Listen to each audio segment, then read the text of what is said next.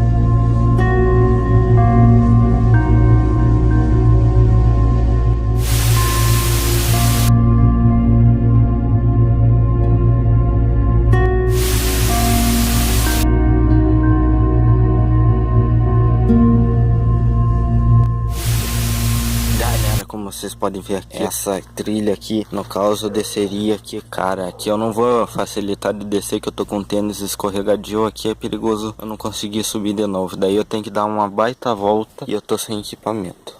Bom galera, como vocês viram aí, eu tô aqui na mata, onde que habita a criatura também. Ela pode passar por aqui, que tem vários lugares aqui, que cara, é muito fechado o mato. Eu não vou me aprofundar muito, e também galera, é muito fechado o mato, pode ter várias coisas, sabe? E então eu não vou me arriscar, eu tô sem bota, sem arma, sem nada pra entrar no mato assim, tá ligado? E esse mato aqui é fechado, como eu falei. Aqui no caso pode ser muito bem um lugar onde que a criatura pode ficar, galera, por causa que é sumiço de animais aqui. Ela pode muito trazer aqui nesse mato aqui, ó. Espero que vocês estão curtindo o vídeo aí, mais um vídeo de terror aí. Como falei, eu ia trazer mais vídeo pra vocês do LDN no caso, né? E tá aí, galera, tô prosseguindo com a LDN aí, mesmo que eu esteja sozinho, sem nenhuma equipe. Logo mais eu vou tentar recrutar mais gente pro LDN, galera. Tem que fazer treinamento, tem que ver se passa no teste. Isso aí talvez eu grave tudo pra vocês, galera, pra ter mais animação ainda, tá ligado? Eu vou voltar já que já tá começando a escurecer, como vocês sabem, tô sem nenhum equipamento. Se eu conseguir um membro da equipe, pelo menos um pra equipe, eu entro dentro dessa mata aí de noite com um membro pelo menos, e nós dois entra, ele com a crossbow, eu com o fuzil, e fazer um vídeo da hora de LDN pra vocês de noite, ok galera? Mas espero que vocês tenham curtido, deixe seu like, seu comentário, se inscreva no canal, ative o sininho,